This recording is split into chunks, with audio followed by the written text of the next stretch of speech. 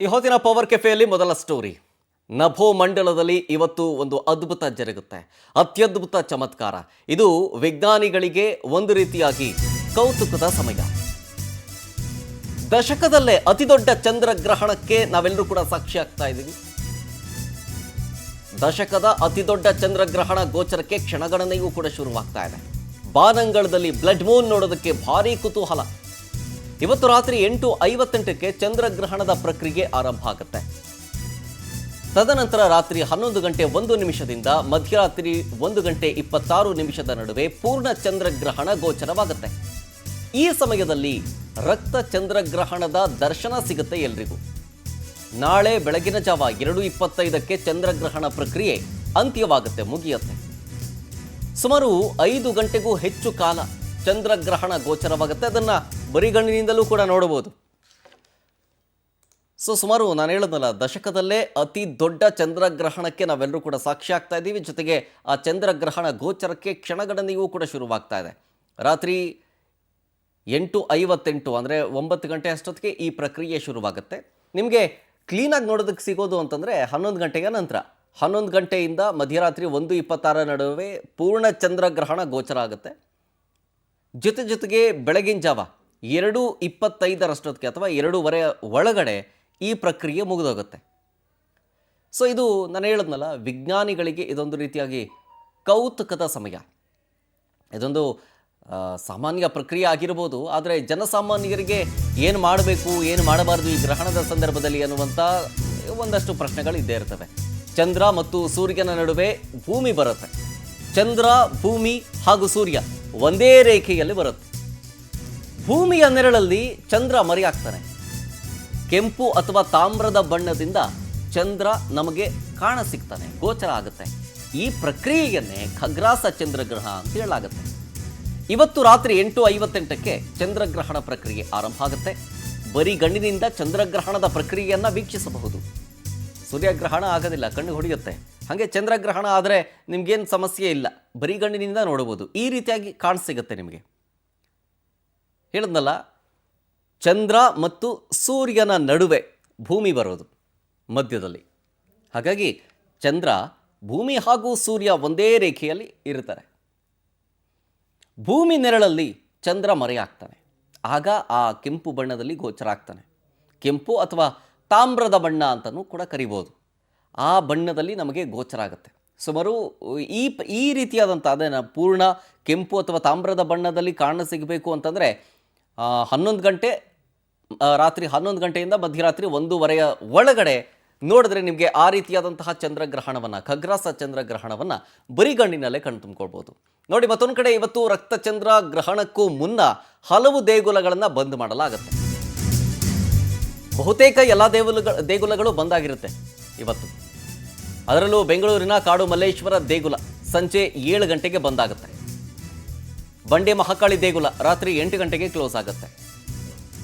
ನಂಜನಗೂಡಿನ ಶ್ರೀಕಂಠೇಶ್ವರ ದೇಗುಲ ರಾತ್ರಿ 8 ಗಂಟೆಗೆ ಬಂದಾಗುತ್ತೆ. ಅದೇ ರೀತಿ ಹೊರನಾಡು ಅನ್ನಪೂರ್ಣೇಶ್ವರಿ ದೇಗುಲ ರಾತ್ರಿ 9 ಗಂಟೆಗೆ ಬಂದಾಗೋದು. ಮಡಿಕೇರಿಯ ಓಂಕಾರೇಶ್ವರ ದೇಗುಲ ಸಂಜೆ 5 ಗಂಟೆಗೆ ಬಂದಾಗುತ್ತೆ. ಗೋಕರ್ಣದ ಆತ್ಮಲಿಂಗ ದೇವಾಲಯ ಮಧ್ಯಾಹ್ನ 1:30ಕ್ಕೆ ಬಂದ್ ಮಾಡಲಾಗುತ್ತೆ. ಬೆಂಗಳೂರಿನ ಗವಿಗಂಗಾಧರ ದೇಗುಲ ಬೆಳಗ್ಗೆ 11 ಗಂಟೆಗೆ ಬಂದಾಗುತ್ತೆ. ಅಷ್ಟೇ ಅಲ್ಲ, ಬೆಂಗಳೂರಿನ ಗಾಳಿ ಆಂಜನೇಯ ಸ್ವಾಮಿ ಟೆಂಪಲ್ ಅದು ಕೂಡ ಸಂಜೆ 5 ಗಂಟೆಗೆ ಬಂದಾಗುತ್ತೆ. ಮೈಸೂರಿನ ಚಾಮುಂಡೇಶ್ವರಿ ಟೆಂಪಲ್ ರಾತ್ರಿ 9 ಗಂಟೆಗೆ ಬಂದಾಗೋದು. ಕೊಪ್ಪಳದ ಹುಲಿಗೆಮ್ಮ ದೇಗುಲ ಸಂಜೆ 5 ಗಂಟೆಗೆ. ಬೇಲೂರಿನ ಚೆನ್ನಕೇಶ್ವರ ದೇಗುಲ ಮಧ್ಯಾಹ್ನ 3 ಗಂಟೆಗೆ. ತಲಕಾವೇರಿ ಸನ್ನಿಧಿ ಸಂಜೆ 5 ಗಂಟೆಗೆ ಬಂದಾಗುತ್ತೆ. ಆಲ್ಮೋಸ್ಟ್ ಆಲ್ ಎಲ್ಲ ದೇವಸ್ಥಾನವೂ ಕೂಡ ಬಂದಾಗಿರುತ್ತೆ. ಇನ್ನು ಇವತ್ತು ಧರ್ಮಸ್ಥಳ ಮಂಜುನಾಥನ ಸನ್ನಿಧಾನದಲ್ಲಿ ವಿಶೇಷ ಪೂಜೆಯನ್ನು ಇಟ್ಕೊಳ್ಳಲಾಗಿದೆ. ರಾತ್ರಿ 8 ಗಂಟೆ ತನಕ ಮಾತ್ರ ಮಂಜುನಾಥನ ದರ್ಶನಕ್ಕೆ ಅವಕಾಶವನ್ನು ಕಲ್ಪಿಸಿಕೊಡಲಾಗಿದೆ. ಬೆಳಗಿನ ದೇವರ ದರ್ಶನದಲ್ಲಿ ಯಾವುದೇ ಬದಲಾವಣೆ ಇಲ್ಲ. ಆದರೆ ರಾತ್ರಿ 8 ಗಂಟೆ ಆದ ಮೇಲೆ ಮಂಜುನಾಥನ ದರ್ಶನಕ್ಕೆ ಅವಕಾಶ ಇರೋದಿಲ್ಲ. ರಕ್ತಚಂದ್ರ ಗ್ರಹಣದಲ್ಲಿ ಬಹುತೇಕ ಎಲ್ಲ ದೇವಸ್ಥಾನಗಳು ಕೂಡ ಬಂದಾಗಿರುತ್ತೆ. ಬಂದ್ ಮಾಡೋದಕ್ಕೂ ಮುಂಚೆ ವಿಶೇಷವಾದಂಥ ಪೂಜೆಯನ್ನು ಸಲ್ಲಿಸಿ ನಂತರ ದೇವಸ್ಥಾನವನ್ನು ಬಂದ್ ಮಾಡಲಾಗುತ್ತೆ. ತದನಂತರ ಬೆಳಗಿನ ಜಾವ 5 ಗಂಟೆಯ ನಂತರ ದೇವಸ್ಥಾನವನ್ನು ಶುದ್ಧಗೊಳಿಸಿ ತದನಂತರ ಅವಕಾಶವನ್ನು ಮಾಡಿಕೊಡಲಾಗುತ್ತೆ.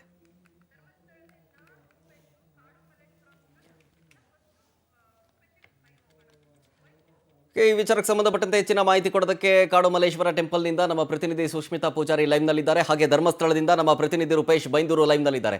ಮೊದಲಿಗೆ ರೂಪೇಶ್ ಬೈಂದೂರನ್ನ ನಾನು ಮಾತನಾಡಿಸ್ತೀನಿ. ರೂಪೇಶ್, ಇವತ್ತು ಧರ್ಮಸ್ಥಳದಲ್ಲಿ ಮಂಜುನಾಥನ ದರ್ಶನಕ್ಕೆ ಯಾವ ರೀತಿ ಅವಕಾಶವನ್ನ ಮಾಡಿಕೊಳ್ಳಲಾಗ್ತಾ ಇದೆ ಅಂತ, ಯಾಕಂದ್ರೆ ಖಗ್ರಾಸ ಚಂದ್ರಗ್ರಹಣ ಅಥವಾ ರಕ್ತ ಚಂದ್ರಗ್ರಹಣ ಅಂತ ಹೇಳ್ತೀವಿ. ಈ ಸಂದರ್ಭದಲ್ಲಿ ಬಹುತೇಕ ಎಲ್ಲ ದೇವಸ್ಥಾನಗಳನ್ನು ಕೂಡ ಬಂದ್ ಮಾಡಲಾಗ್ತಾ ಇದೆ. ಸೊ ಹಾಗಾಗಿ ಧರ್ಮಸ್ಥಳದಲ್ಲಿ ಯಾವ ರೀತಿ ಅಂತ?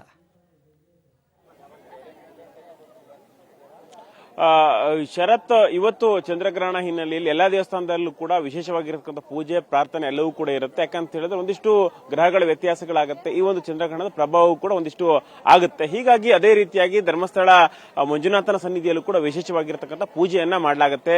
ಅದೇ ರೀತಿ ಬೆಳಗ್ಗೆ ವಿಶೇಷ ಪೂಜೆಗಳಿರುತ್ತೆ, ಅದೇ ರೀತಿಯಾಗಿ ಎಲ್ಲವೂ ಕೂಡ ಇರುತ್ತೆ. ಅದೇ ರೀತಿ ವಿಶೇಷವಾಗಿರತಕ್ಕಂಥ ಪ್ರಾರ್ಥನೆಯನ್ನು ಕೂಡ ಮಾಡ್ಕೊಳ್ಳಲಾಗುತ್ತೆ. ಯಾಕಂದ್ರೆ ಈ ಗ್ರಹಣದಿಂದ ಯಾವುದೇ ರೀತಿಯಾಗಿ ಒಂದು ಸಮಸ್ಯೆಗಳಾಗಬಾರದು, ಯಾವ ರೀತಿ ಪ್ರಭಾವ ಆಗಬಾರದು, ಆ ರೀತಿಯಾಗಿ ಒಂದಿಷ್ಟು ಪ್ರಾರ್ಥನೆ ಕೂಡ ಮಾಡ್ಕೊಳ್ಳಾಗುತ್ತೆ. ಅದಾದ ಬಳಿಕ ಇವಾಗ ನಾವು ನಿಮ್ಗೆ ತೋರಿಸ್ತಾ ಹೋಗ್ತೀವಿ, ಜನಸಂಖ್ಯೆ ಕೂಡ ಹೆಚ್ಚು ಪ್ರಮಾಣದಲ್ಲಿ ಬಂದಿದೆ. ಯಾಕಂತ ಹೇಳಿದ್ರೆ ಗ್ರಹಣ ಅಂದಾಗ ಒಂದಿಷ್ಟು ಜನ ದೇವರ ದರ್ಶನ ಪಡ್ಕೊಂಡ್ರೆ ಒಳ್ಳೇದು ಅನ್ನುವಂತ ನಂಬಿಕೆ ಇದೆ. ಹೀಗಾಗಿ ಗ್ರಹಣ ದಿನ ವಿಶೇಷವಾಗಿ ಸಾಕಷ್ಟು ಜನ ದೇವಸ್ಥಾನದ ಬರ್ತಿರೋದನ್ನು ಕೂಡ ಗಮನಿಸ್ತಾ ಇದ್ದೀರಿ. ಸಾಕಷ್ಟು ಸರತಿ ಸಾಲಿನಲ್ಲಿ, ಯಾಕಂತ ಹೇಳಿದ್ರೆ ಇನ್ನೂ ಕೂಡ ಹಿಂಭಾಗದಿಂದ ಸರತಿ ಸಾಲು ಆರಂಭವಾಗಿದೆ. ಆ ಕಡೆಯಿಂದ ಇನ್ನೂ ಸರತಿ ಸಾಲಿನಿಂದ ಜನ ಬರ್ತಾ ಇದ್ದಾರೆ. ಇನ್ನೂ ಕೂಡ ಹೆಚ್ಚಿನ ಸಂಖ್ಯೆಯಲ್ಲಿ ಜನ ದರ್ಶನವನ್ನು ಪಡ್ಕೊಳ್ತಾ ಇದ್ದಾರೆ. ಅದೇ ರೀತಿ ವಿಶೇಷ ಪೂಜೆ ಎಲ್ಲವೂ ಕೂಡ ಇರುತ್ತೆ. ದೇವಸ್ಥಾನ ಎದುರುಗಡೆ ಕೂಡ ನೀವು ಜನರನ್ನು ಗಮನಿಸಬಹುದು.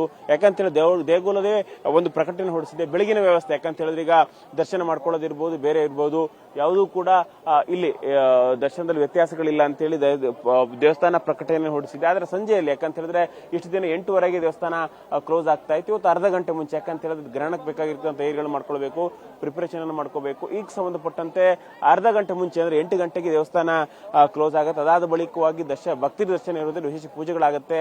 ಹೀಗಾಗಿ ಗ್ರಹಣಕ್ಕೆ ಬೇಕಾಗಿರೋ ಸಿದ್ಧತೆಗಳನ್ನ ಮಾಡ್ಕೊಳ್ಬೇಕಾಗುತ್ತೆ. ಹೀಗಾಗಿ ದೇವಸ್ಥಾನ ಒಟ್ಟಾರೆಯಾಗಿ ಈಗ 8 ಗಂಟೆ ಸುತ್ತಿಗೆ ಬಂದ್ ಮಾಡಲಾಗುತ್ತೆ. ಹೀಗಾಗಿ ಸಾಕಷ್ಟು ಜನ ಭಕ್ತರು ಕೂಡ ಈ ದೇವಸ್ಥಾನ ಮುಂಭಾಗದಲ್ಲಿ ಇದ್ದಾರೆ, ದೇವಸ್ಥಾನಕ್ಕೆ ದರ್ಶನ ಪಡ್ಕೊಳ್ತಾ ಇದ್ದಾರೆ. ಹೀಗಾಗಿ ಭಕ್ತರನ್ನು ಮಾತಾಡೋಣ. ಸರ್ ನಮಸ್ಕಾರ, ಯಾವ ಕಡೆಯಿಂದ ಬಂದಿದ್ದೀರಿ ಸರ್? ಸರ್ ನಮಸ್ಕಾರ, ನಾವು ಕೋಲಾರ ಡಿಸ್ಟಿಕ್ಕಿಂದ ಬಂದಿದ್ದೀವಿ.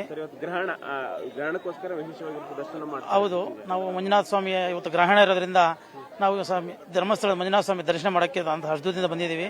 ಆ ಮಂಜುನಾಥ ಸ್ವಾಮಿ ಎಲ್ಲರಲ್ಲೂ ಸಹ ಇವತ್ತು ಗ್ರಹಣ ಇದೆ. ಎಲ್ಲರಿಗೂ ಒಳ್ಳೆ ಬುದ್ಧಿ ಕೊಡಲಿ, ಸಮಾಜ ನಮ್ಮ ಕರ್ನಾಟಕ ರಾಜ್ಯದಲ್ಲಿ ಸುವ್ಯವಸ್ಥೆ ಚೆನ್ನಾಗಿರಲಿ, ಆ ದೇವರು ಎಲ್ಲರಲ್ಲೂ ಸಾರ್ವಜನಿಕರಲ್ಲಿ ಒಳ್ಳೆ ಶಾಂತಿ ವಾತಾವರಣ ಮೂಡಿಸಲಿ, ಮತ್ತು ಎಲ್ಲರಿಗೂ ಸಹ ನೆಮ್ಮದಿಯಾದ ಸುಖ ಜೀವನ ಕೊಡಲಿ ಅಂತ ಪ್ರಾರ್ಥನೆ ಮಾಡಿದ್ದೀವಿ. ಅದರಿಂದ ಎಲ್ಲ ಈಗಾಗಲೇ ಧರ್ಮಸ್ಥಳದಕ್ಕೂ ಸಹ ವಿಶೇಷವಾಗಿ ಚಂದ್ರಗ್ರಹಣ ದಿವಸ ಅನೇಕ ಭಕ್ತರು ತಾವು ನೋಡಿದಂಗೆ ಎಲ್ಲ ಭಕ್ತರ ದಂಡೆ ಆಗಮಿಸಿದೆ. ಈ ಧರ್ಮಸ್ಥಳ ಪ್ರಾಮುಖ್ಯತೆ ಇನ್ನಷ್ಟು ಮತ್ತಷ್ಟು ಉದ್ಭವವಾಗಲಿ, ಎಲ್ರಿಗೂ ಆ ಮಂಜುನಾಥ ಸ್ವಾಮಿ ಆಶೀರ್ವಾದ ಮಾಡಲಿ, ಎಲ್ಲರೂ ಈ ರಾಜ್ಯದ ಜನ ಮತ್ತು ದೇಶದ ಜನ ನೆಮ್ಮದಿಯಾಗಿರ್ಲಿ ಅಂತ ನಾನಂತೂ ಭಾವಿಸುತ್ತೇನೆ. ಎಲ್ರಿಗೂ ಒಳ್ಳೇದಾಗ್ಲಿ. ನಮಸ್ಕಾರ. ನಿಮ್ದು ಗ್ರಹಣ ದಿನ ಇವತ್ತು, ನಿಮ್ದೇನು ಏನು ಸಂಕಲ್ಪ ಇಲ್ಲ. ಇವತ್ತು ಚಂದ್ರಗ್ರಹಣ ಇರೋದ್ರಿಂದ ನಾವು ತುಂಬಾ ಕೋಲಾರ ಡಿಸ್ಟಿಕ್ ಇಂದ ಇವತ್ತು ಒಳ್ಳೆ ದಿನ ಅಂತ ಹೇಳ್ಬಿಟ್ಟು ನಮಗೂ ಮತ್ತು ನಮ್ಮ ಕರ್ನಾಟಕ 6 ಲಕ್ಷ ಜನಕ್ಕೂ ಎಲ್ರಿಗೂ 6 ಕೋಟಿ ಜನಕ್ಕೂ ಒಳ್ಳೇದಾಗ್ಲಿ ಅಂತ ಹೇಳ್ಬಿಟ್ಟು ನಾವು ಈ ಸನ್ನಿಧಾನದಲ್ಲಿ ಬಂದು ವಿಶೇಷ ಪೂಜೆ ಸಲ್ಲಿಸಿ ಹೋಗ್ತಾ ಇದೀವಿ. ನಮಸ್ಕಾರ. ಎಸ್ ಶರತ್, ಯಾಕಂತ ಹೇಳಿದ್ರೆ ಮಂಜುನಾಥೇಶ್ವರ ಅಂತ ಹೇಳಿದ್ರೆ ಇಡೀ ಕರ್ನಾಟಕದ ಜನರ ಆರಾಧ್ಯ ದೈವ. ಹೀಗಾಗಿ ಸಾಕಷ್ಟು ಜನ ದೊಡ್ಡ ಪ್ರಮಾಣದಲ್ಲಿ ಈಗ ಇಲ್ಲಿ ದೇವಸ್ಥಾನಕ್ಕೆ ಬರ್ತಾ ಇದ್ದಾರೆ. ಗ್ರಹಣಕ್ಕೋಸ್ಕರ ವಿಶೇಷವಾಗಿ ಬರ್ತಾ ಇದ್ದಾರೆ. ಭಾನುವಾರ ಅದು ಕೂಡ ಜನಸಂಖ್ಯೆ ಹೆಚ್ಚು ಪ್ರಮಾಣದಲ್ಲಿದೆ. ಹೀಗಾಗಿ ದೇವಸ್ಥಾನ, ಯಾಕಂದ್ರೆ ಭಕ್ತರ ಸಮಸ್ಯೆ ಆಗಬಾರದು, ಹೀಗಾಗಿ ದೇವಸ್ಥಾನ ಒಂದು ಪ್ರಕಟಣೆಯನ್ನು ಕೂಡ ಹೊರಡಿಸಿದೆ ಸಂಜೆ ಮೇಲೆ. ಯಾಕಂತ ಹೇಳಿದ್ರೆ ರಾತ್ರಿ 8 ಗಂಟೆ ಅಷ್ಟೊತ್ತಿಗೆ ದರ್ಶನ ಕ್ಲೋಸ್ ಆಗುತ್ತೆ. ಯಾರಾದ್ರೂ 8 ಗಂಟೆಗೆ ನಾವು ದರ್ಶನ ಪಡ್ಕೊಳ್ತೀನಿ ಕಷ್ಟ ಆಗುತ್ತೆ. ಆದಷ್ಟು ಶೀಘ್ರ ಸಂಜೆ ಅಷ್ಟೊತ್ತಿಗೆ ಬಂದ್ರೆ ದೇವರ ದರ್ಶನವನ್ನು ಪಡ್ಕೊಳ್ಬಹುದು. ಯಾಕಂದ್ರೆ ಸರತಿ ಸಾಲು ಕೂಡ ಇರುತ್ತೆ. ಹೀಗಾಗಿನೇ ಇಲ್ಲಿ 8 ಗಂಟೆ ಅಷ್ಟೊತ್ತಿಗೆ ದರ್ಶನ ಕ್ಲೋಸ್ ಆಗಿರೋದ್ರಿಂದ ಆದಷ್ಟು ಬೇಗ ಭಕ್ತರು ದರ್ಶನವನ್ನು ಪಡ್ಕೊಳ್ಬೇಕು. ಅದೇ ರೀತಿಯಾಗಿ ಗ್ರಹಣಕ್ಕೋಸ್ಕರ ವಿಶೇಷವಾಗಿರ್ತಕ್ಕಂಥ ಪೂಜೆಯನ್ನ ದೇವಸ್ಥಾನದಲ್ಲಿ ಮಾಡಲಾಗ್ತದೆ. ಅದೇ ರೀತಿ ಭಕ್ತರು ಕೂಡ ಅಷ್ಟೇ ಸಂಖ್ಯೆಯಲ್ಲಿ ದೇವಸ್ಥಾನಕ್ಕೆ ಬರ್ತಾ ಇದ್ದಾರೆ. ಶರತ್, ಓಕೆ, ಥ್ಯಾಂಕ್ ಯು ರೂಪೇಶ್ ಡೀಟೇಲ್ಸ್ಗಾಗಿ. ಇದು ಧರ್ಮಸ್ಥಳದಲ್ಲಿ ಚಂದ್ರಗ್ರಹಣ ವಿಚಾರಕ್ಕೆ ಸಂಬಂಧಪಟ್ಟಂತೆ ಆಗ್ತಾ ಇರುವಂತಹ ಪೂರ್ವ ಸಿದ್ಧತೆಗಳು.